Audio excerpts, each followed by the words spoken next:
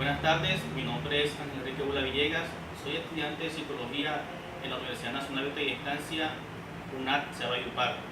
Me encuentro en el curso de Comunidad e Interacción Social del Grupo Colaborativo 40005-3.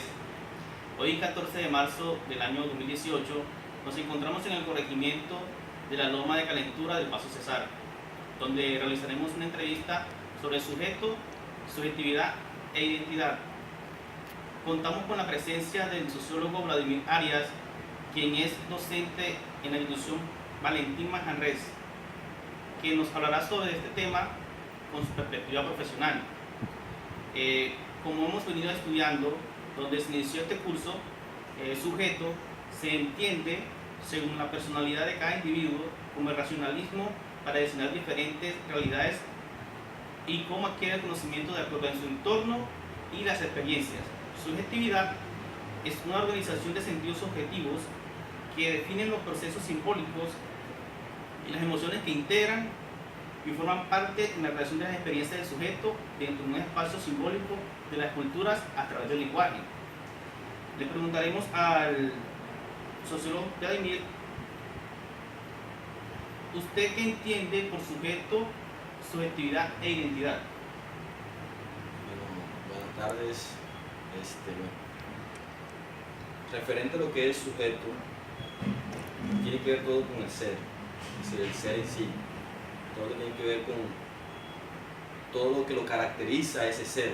Es decir, cuando hablamos del ser, hablamos del mismo hombre, es decir, el hombre o mujer, ¿verdad? Pero tiene unas características que lo diferencia y que lo hace ser un ser social, como cuáles puede ser un ser colectivo, un ser social, un ser moral, ¿verdad? Ahora el otro punto es subjetividad. Bueno, ya la subjetividad está en la percepción de ese ser. Todas las condiciones cognitivas, internas, de personalidad, entran en ese ser, es decir, en ese sujeto. Y el otro concepto que me dijo es identidad. Ya la identidad son los factores y acciones que generan el mismo entorno, que los representan en el mismo entorno. Para usted, ¿cómo se construyen los procesos de subjetividad y cómo estos aportan en la consolidación de la comunidad? ¿Cómo se consolidan los procesos de subjetividad? Bueno, mirando toda la situación y todos los procesos que se desarrollan en nuestra sociedad, los procesos de subjetividad se llevan a cabo en sí por el otro. Es decir, el sujeto, para poder tener una identidad o ser autónomo, necesita prácticamente la ayuda del otro. Ya. Entonces, poco a poco que va dando su propia identidad, va necesitando también de esa ayuda de la otra persona. Claramente hay que ver las distintas culturas, las distintas sociedades y cómo esas influyen en él. Ya se puede decir en sí ese concepto. ¿Y cómo se consolidan en la comunidad? ¿Cómo se consolidan? Bueno, hay que ver también cómo influyen, es decir, cómo influyen en la subjetividad de esa persona. Tenemos que ver bien los elementos que tiene nuestra sociedad hoy en día para que le influya a ese sujeto, es decir, esa subjetividad en ese sujeto. Ya, por ejemplo, los sistemas de consumo, la moda, la mercancía, ya, entre otros. Para usted, en su comunidad existen lugares que permitan construir y afianzar estos procesos de subjetividad y de conciliación de identidad. ¿Cuáles son? Pues sí lo hay. Hay que ver de qué forma influyen, porque hay entes que son positivos y entes que son, de cierta forma, que son negativos, ¿verdad? Sí los hay, pero hay que mirar qué situaciones puede influenciar para que ese sujeto se autorrealice. Ya. ¿Por qué considera que se llevan a cabo estos procesos en ellos? ¿Por qué se llevan a cabo esos procesos en el gobierno? como yo lo dije anteriormente, todo va influenciando en los sistemas sociales que están dentro de él, ¿verdad? Por ejemplo, si nos damos cuenta hoy en día, ese sujeto se ve influenciado por los distintos sistemas del capitalismo, ¿verdad? Por ejemplo, el sujeto para poder sobresalir en una sociedad necesita de la aprobación del otro, necesita de la aprobación de la otra persona o del grupo. Entonces, para poder sobresalir necesita de distintas cosas de hacerse notar, ¿verdad? De distintos elementos para hacerse notar. Uno de esos elementos puede decirse que es la moda, otro de esos elementos puede decirse que es su propia identidad ante ese grupo, ¿ya? ¿Qué lugares le permiten a usted construir procesos de subjetividad y de identidad con su familia y en el trabajo? ¿Y por qué? Bueno, aquí en esta comunidad, en este pueblo, hay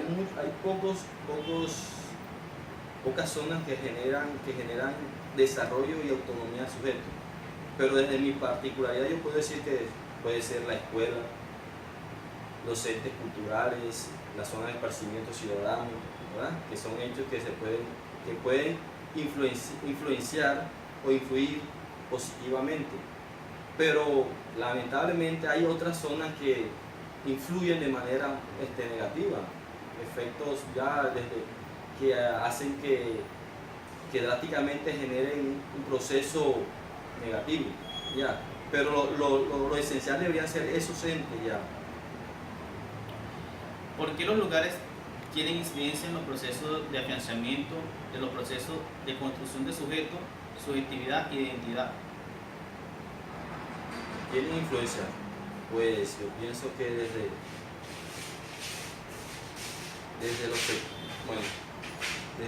ese punto de vista puedo decir que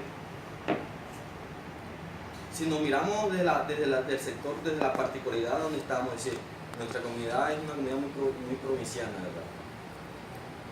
No ha generado una situación de modernidad. Por ejemplo, los jóvenes, aunque están influenciándose por distintas situaciones de hechos un poco contraproducentes para ellos, ¿verdad? Como la moda de la droga, ¿verdad? Como entre comillas, no han sido tan sacados a esa cultura moderna. Pero hay unas culturas modernas que influyen mucho en el sujeto, ¿ya? Como tanto que influyen que a veces tiene una identidad muy de libertad, llegando a un punto de quiebre, ya no siendo libertad sino libertinaje, ¿ya? Entonces ahí nos damos cuenta que los valores, la moral, la ética, influyen mucho en el desarrollo del sujeto, ¿ya? Para usted, ¿cuáles son las prácticas que se realizan en su comunidad y que permiten generar procesos de identidad? Pues desde el mismo arte, de la misma cultura, generan identidad y generan sujeto. ¿Por qué? Porque si nos damos cuenta, este pueblo, su identidad o su esencia, por decirlo así, es una esencia que viene desde sus propios orígenes étnicos, ¿verdad? Lo que es el afro, lo que es la cultura afro. Entonces, cuando yo le digo que eso es desde su cultura, de su arte, hablo de lo que es el folclore, ¿ya?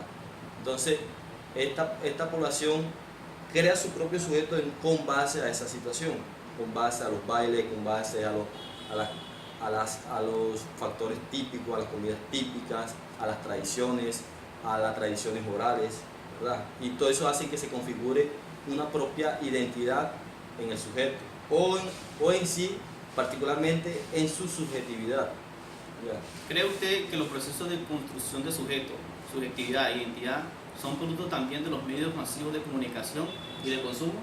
Sí, no lo creo, estoy seguro que tienen mucha influencia. Los medios de comunicación de nuestro país, de nuestra nación, pues tienen una línea más